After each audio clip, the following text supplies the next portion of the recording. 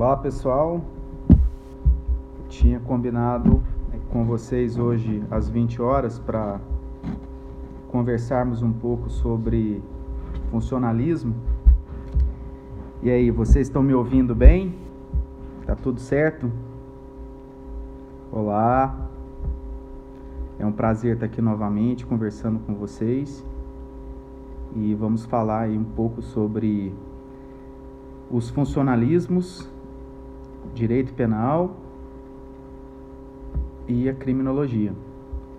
Essa interface que nós passaremos a estudar hoje, embora de uma forma leve e breve, tem o condão de trazer para vocês o que mais se tem discutido no âmbito da criminologia, com ênfase no direito penal, essa interface da criminologia com o direito penal. Olá aí a todos que estão chegando, uma boa noite, espero que vocês estejam me ouvindo bem. Tá tudo certo, pessoal? Vocês estão me ouvindo? Se puderem aí dizer se tá tudo certo. Oi.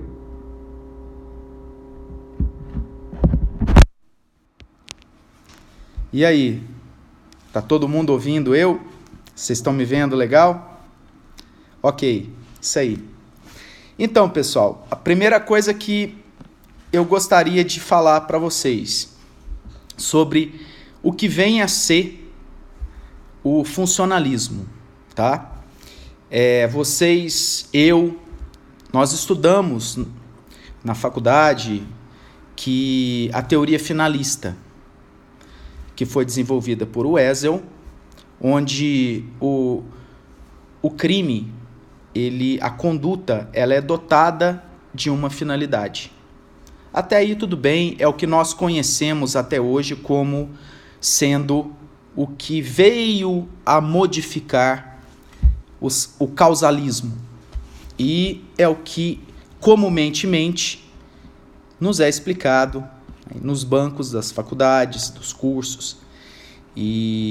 Mas eu trago para vocês uma visão um pouco mais moderna sobre o que veio após o finalismo. Nessa abordagem de hoje, que não vai se alongar demais, eu pretendo falar uns 30 minutos no máximo, mas eu tenho a ideia de abordar primeiro o que são os funcionalistas. Tá? Muito se fala sobre isso e pouco se conceitua de uma forma fácil e acessível ao estudante o que é o funcionalismo. É o seguinte: alguns autores na época que eram seguidores do Wessel, que desenvolveu o finalismo, eles começaram a criticar essa teoria finalista e indagaram o seguinte: para que serve o direito penal? Qual é a função do direito penal? O direito penal existe para quê?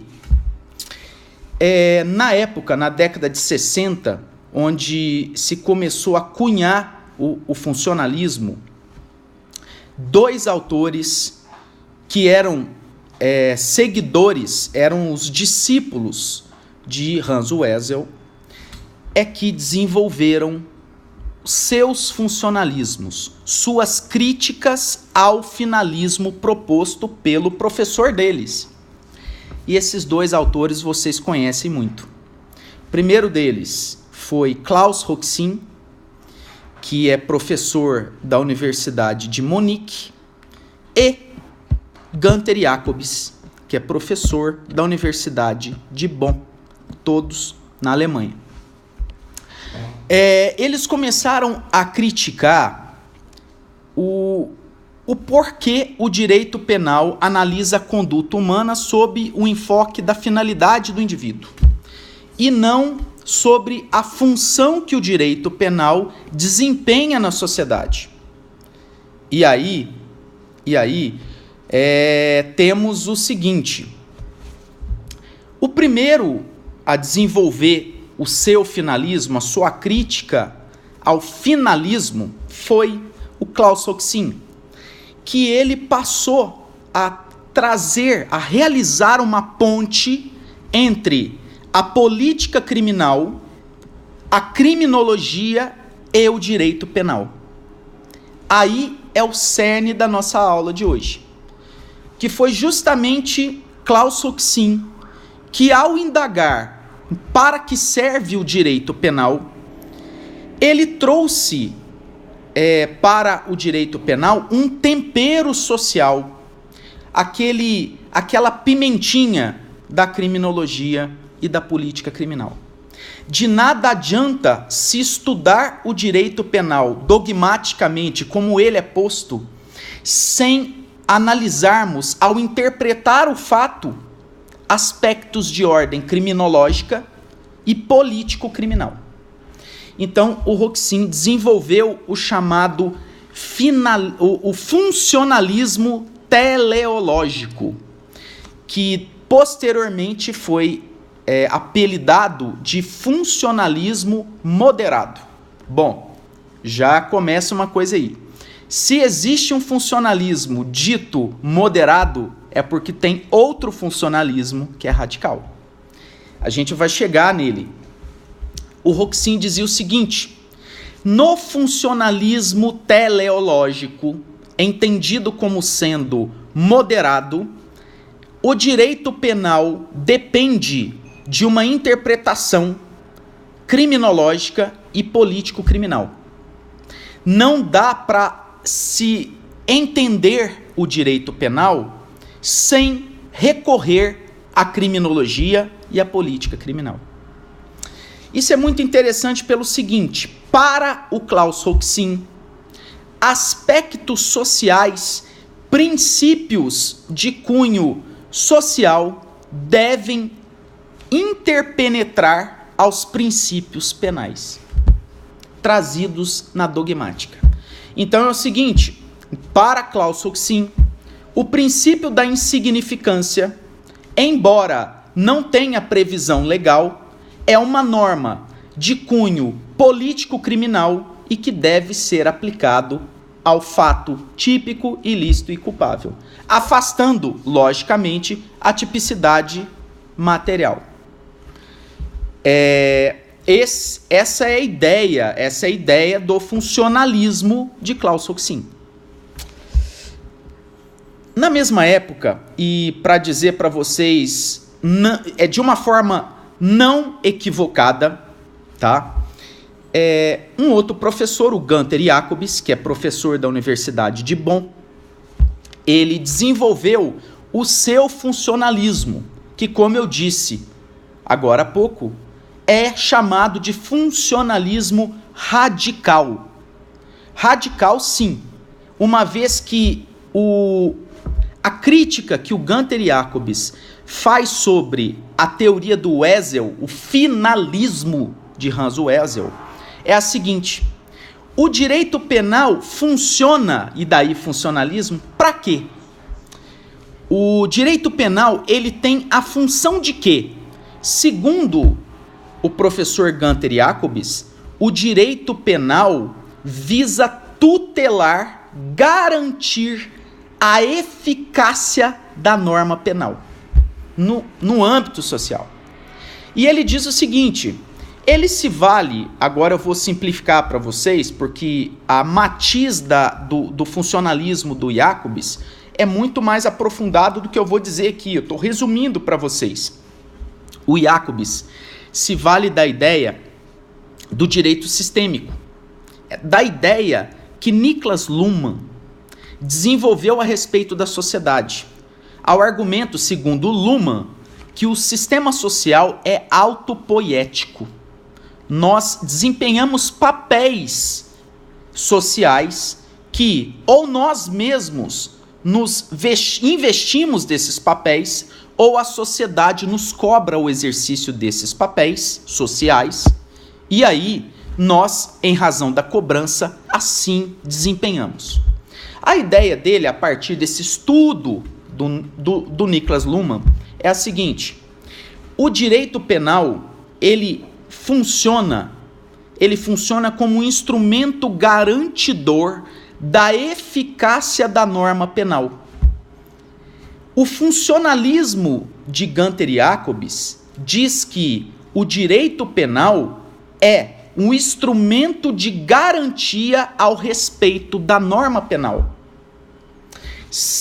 Para ele, se a norma penal não for garantida, se não houver a garantia de eficácia, de efetividade, se a norma penal não possuir força, o sistema social ruirá.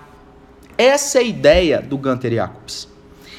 Assim, para Jacobs, de nada adianta valermos conforme o Roxin dizia, de aspectos da política criminal para trazer valores sociais ao direito penal, sem que se fortaleça a norma.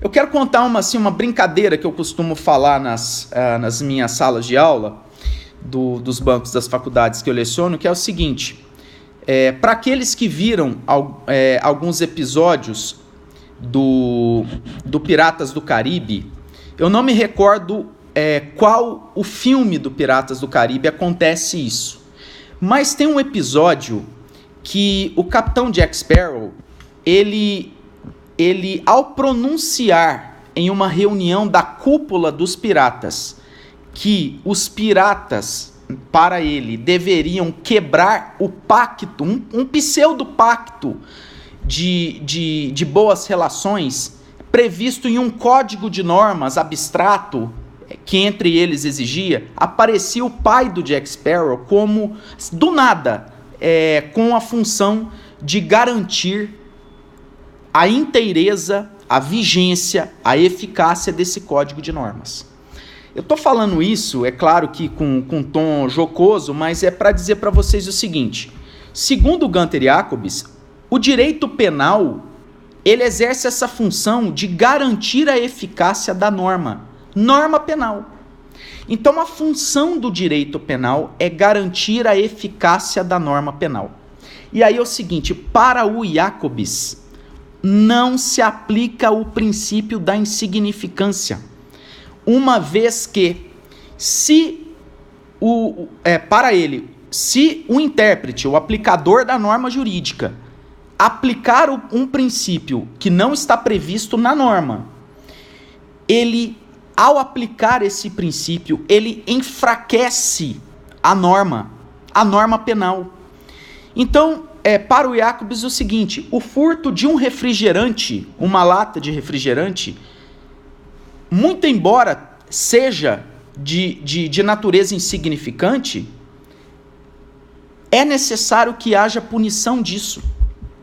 É necessário que o direito penal, que o sistema de justiça criminal puna essa conduta. Por quê? Segundo ele, ao aplicar o princípio da insignificância reiteradas vezes, a sociedade vai perder a referência de respeito ao crime de furto. O furto vai cair na adequação social, se eu puder assim simplificar para os senhores. Então eu penso que o grande cerne da teoria do funcionalismo radical de Gunther Jacobs é esse: é que para ele não se aplicam os princípios extrapenais, aqueles princípios que vêm da criminologia ou da política criminal, uma vez que para ele, o Gunther Jacobs, haveria um enfraquecimento da norma penal. Bom, pessoal, esse é o funcionalismo radical de Gunther Jacobs. Existe uma terceira vertente funcionalista que surgiu depois de 1970, mais próximo dos anos 80, e posso dizer que se estendeu o seu desenvolvimento próximo aos anos 90, que foi o funcionalismo desenvolvido pelo professor Eugênio Raul Zaffaroni. O Zaffaroni, ao analisar o finalismo de Hans Welzel, embora o Zaffaroni não tenha sido aluno do Welzel, O Zaffaroni é um professor catedrático da Universidade de Buenos Aires, na República Argentina, foi ministro da Suprema Corte daquela república. O Zaffaroni desenvolveu um funcionalismo denominado funcionalismo de contenção ou redução do poder punitivo. O que dizia o Zaffaroni? Ao revés do que apregoava o Jacobs, o Zaffaroni diz o seguinte, que o sistema penal não deve ser, ele não tem como escopo, não tem como função a garantia da vigência da norma, como pregava o Jacobs. Para ele, o sistema punitivo, o direito penal, por conter a sanção mais grave que existe a um ser humano, que é a contenção da liberdade do indivíduo, ele deve atuar de forma a conter o excesso. O direito penal ele tem sim essa ideia de ultima ratio. Ele funciona como o soldado que possui a arma mais forte. Para ele, se os outros ramos do direito não conseguirem resolver o problema, aí sim o direito penal vem com a sua sanção mais grave, que é a contenção, a restrição da liberdade, e procura estancar a sangria social.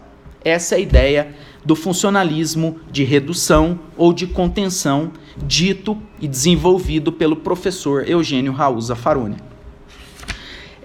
Eu gostaria de dizer para vocês que,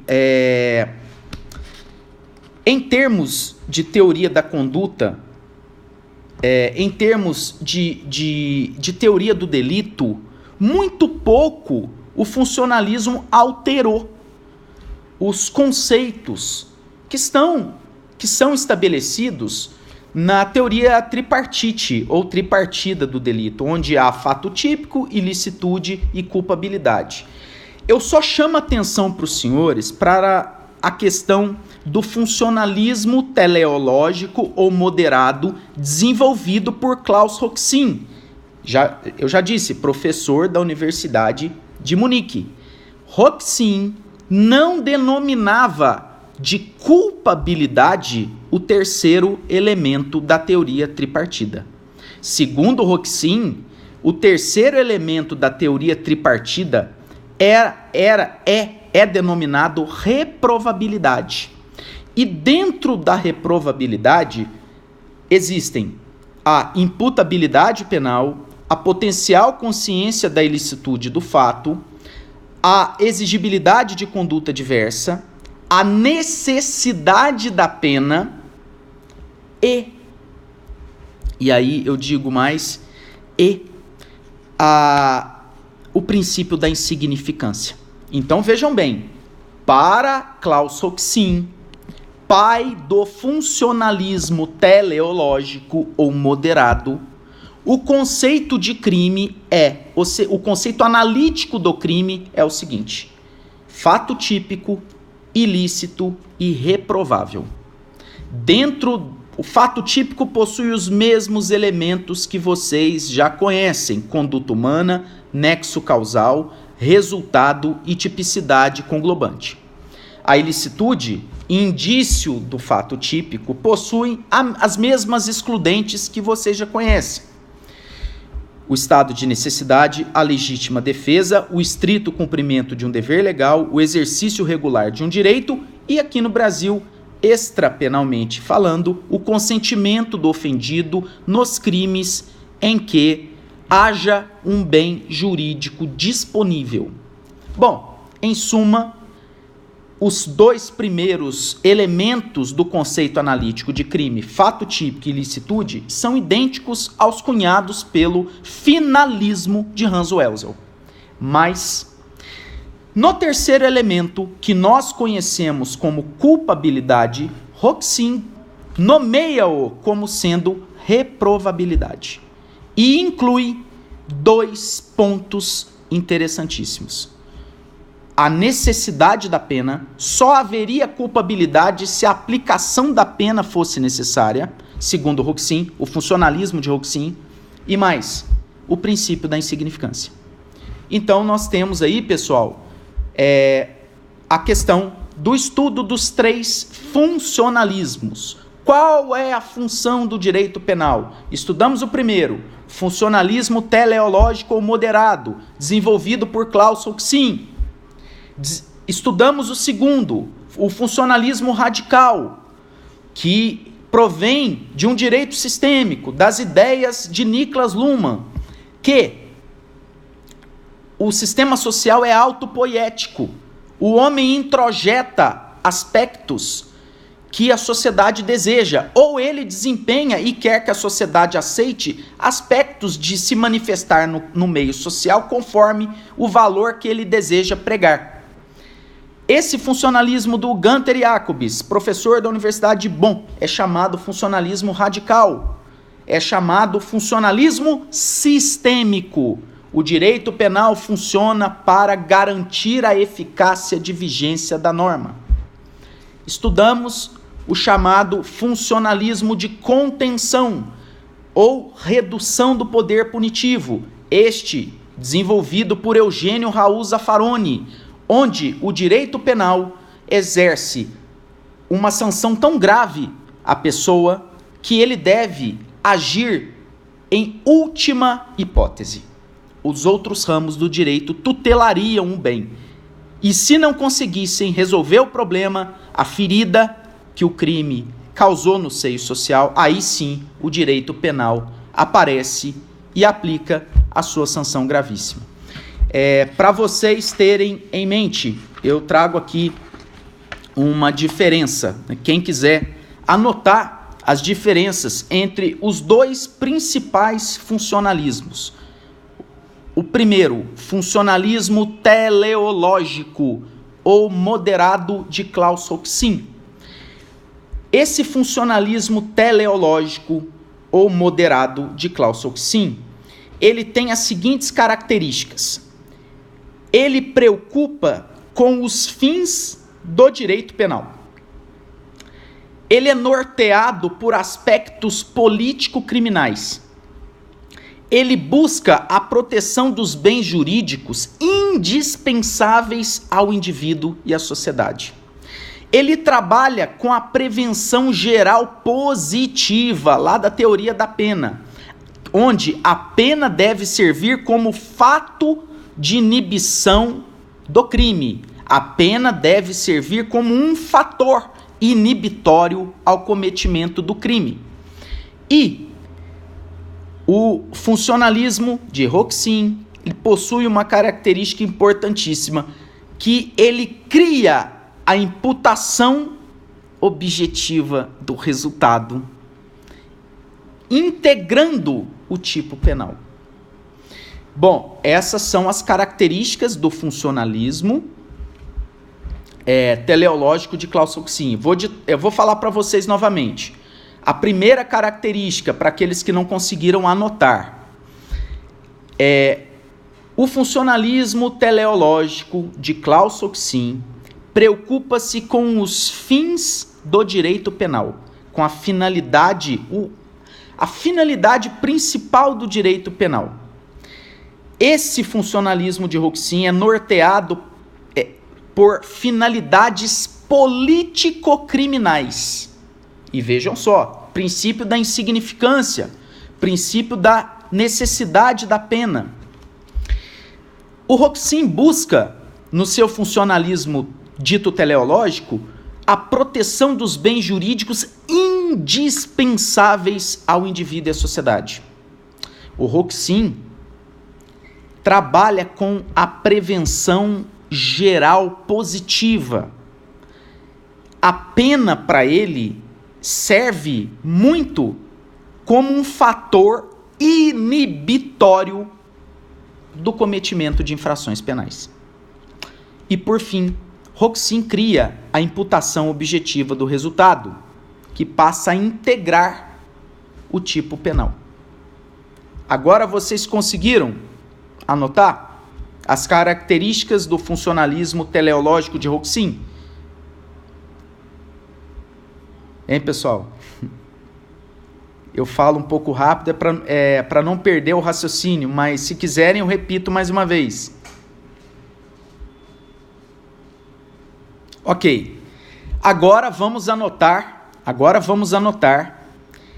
as características do funcionalismo radical ou sistêmico desenvolvido por Gunther e Jacobs. Então vejam bem, agora são as características que norteiam o funcionalismo radical ou sistêmico desenvolvido pelo Gunther e Jacobs.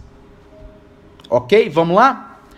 Primeira característica: o funcionalismo sistêmico de Gunther e Jacobs preocupa-se com os fins da pena. Fins da pena.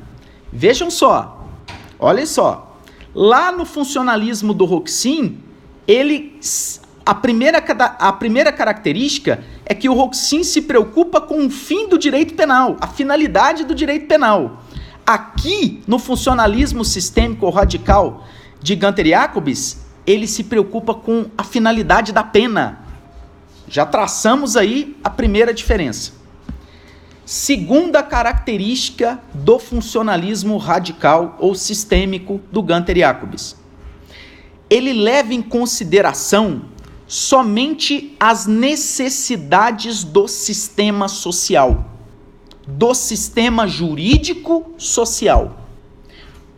O direito penal para o Jacobs deve levar em consideração somente a necessidade do sistema jurídico social. Olhem para os senhores verem. O Roxin se preocupa com a finalidade político-criminal que o direito penal desempenha, naquele funcionalismo que estudamos, o teleológico. Aqui, no funcionalismo do Gunther e Jacobs, é diferente. Ele se preocupa com a necessidade de manutenção do sistema jurídico penal. A norma é que deve ser garantida para o Jacobs. O prisma de avaliação, a diferença, pessoal, é que o Roxin busca valores sociais, o Jacobs busca a manutenção do sistema. Essa é a diferença, tá? Enquanto que aspectos sociais para o Roxin teriam o condão de afastar a incidência do direito penal, para o Jacobs não. O Jacobs, ele é mais severo. Para ele, qualquer violação à norma penal é uma violação ao sistema. E aí, o direito penal deve agir. Bom, oi aí para as meninas que chegaram.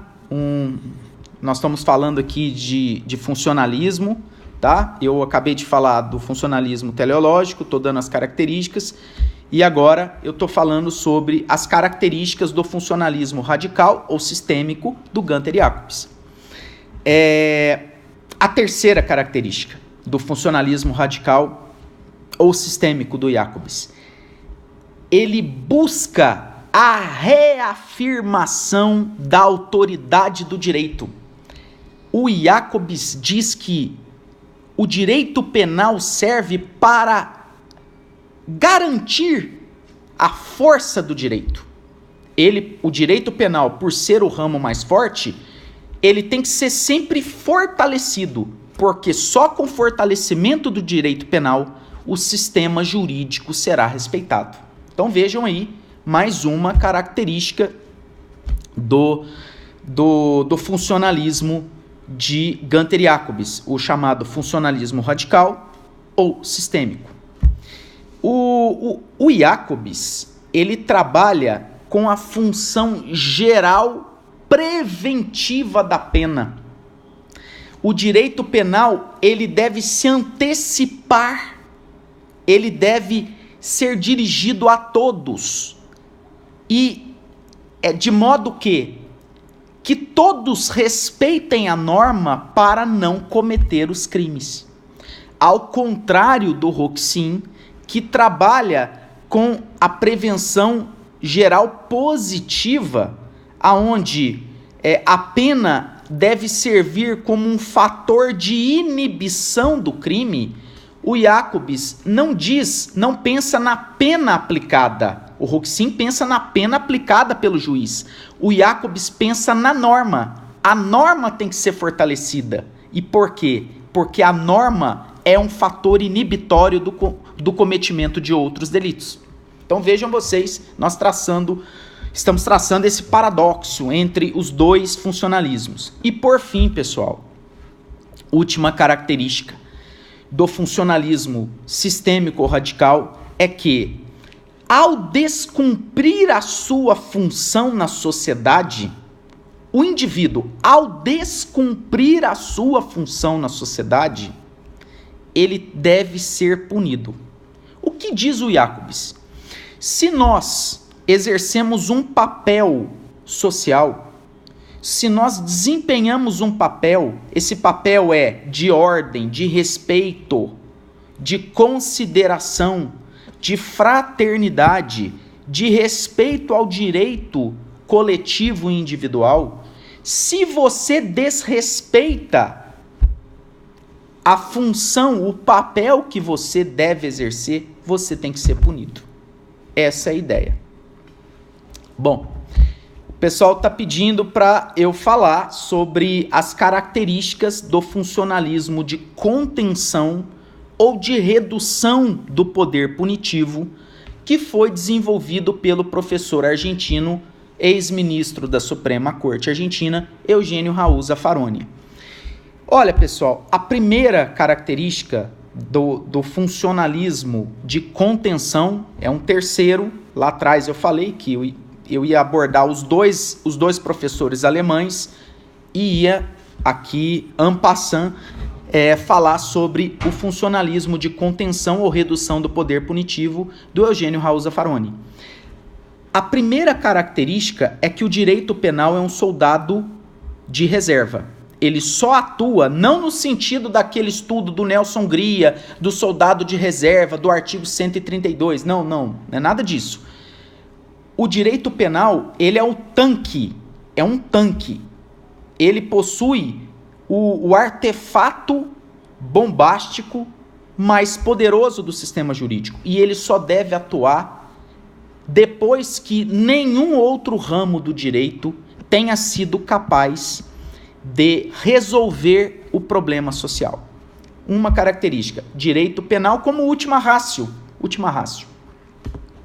Uma outra característica, o direito penal, ele não pode ser enfraquecido e nem muito fortalecido. Ele critica os dois professores alemães. Nem tanto ao céu, nem tanto à terra. Segundo o Zaffaroni, o direito penal ele deve ser trabalhado com o casuísmo, caso a caso. E para o Zaffaroni, princípio da insignificância, princípio da desnecessidade da pena e os outros tantos princípios do direito penal mínimo ou equilibrado, segundo o professor Rogério Greco, devem ser aplicados para afastar a incidência do direito penal em fatos que a sociedade não deveria considerar como sendo criminosos.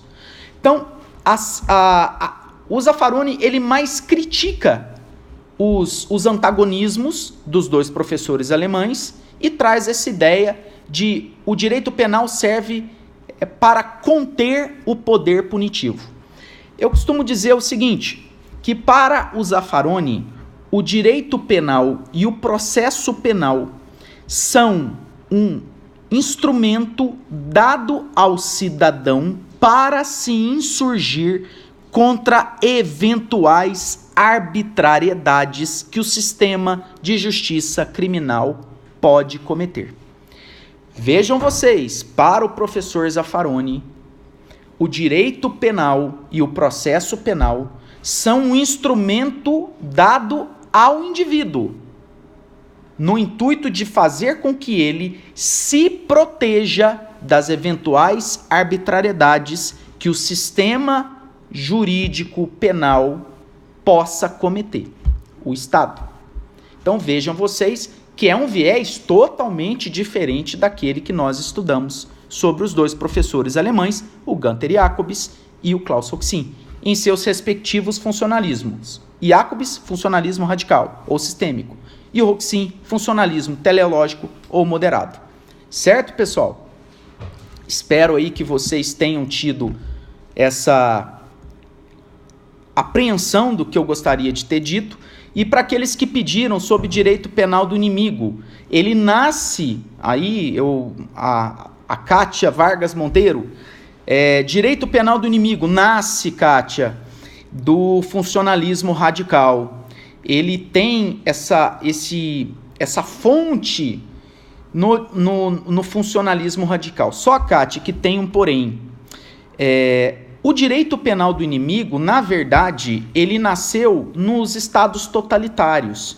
A exemplo do estado totalitário que foi difundido por Adolf Hitler nos anos de 39 a 45, onde o Partido Nacional Socialista dos Trabalhadores Alemães assumiu o poder, fez com que Hitler, de primeiro-ministro, chegasse a condição de Führer, líder do nazismo.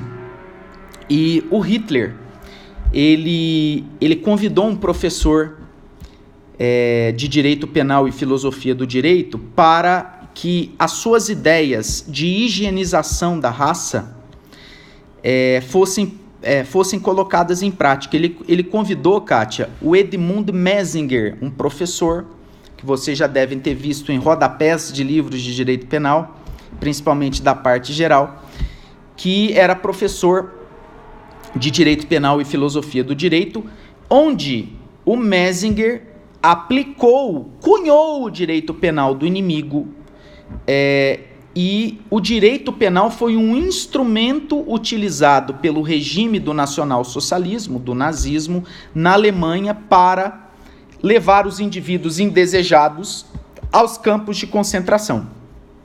Esse é um projeto que foi chamado pelos nazistas de Estranhos à Comunidade, o projeto Estranhos à Comunidade.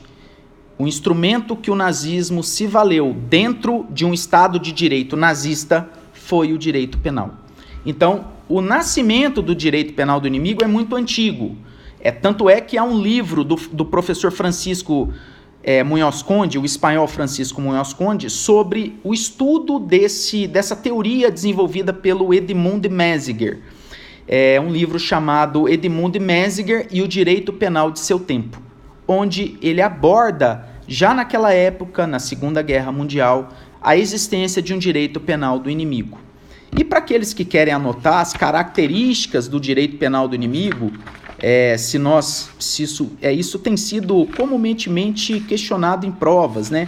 Eu vou ditar para vocês aqui, quem quiser anotar. O direito penal do inimigo, tá? O pessoal aí, é bom anotar porque são aproximadamente 6 características, tá? O direito penal do inimigo tem as seguintes características. A primeira delas, antecipação da punibilidade com a tipificação de atos preparatórios. Então vejam bem, primeira característica, antecipação da punibilidade com a tipificação dos atos preparatórios. Primeira característica. Segunda característica do direito penal do inimigo, antecipação da punibilidade com a criação de tipos penais que punem a mera conduta. Então vejam bem, segunda característica do direito penal do inimigo, antecipação da punibilidade com a criação de tipos penais que punam a mera conduta do indivíduo. Vejam vocês, segunda característica. A terceira característica é a antecipação da punibilidade pela criação de delitos de perigo abstrato. Terceira característica, criação de crimes, de condutas, tipificação de condutas que punam crimes de perigo abstrato. Essa é a terceira característica. É quarta, na verdade, né, pessoal? Acho que eu falei 3 e essa seria a quarta. Quinta característica, do direito penal do inimigo? Uma desproporcionalidade das penas. O direito penal do inimigo prega que os valores sociais, em dado momento, justificariam uma total desproporcionalidade das penas.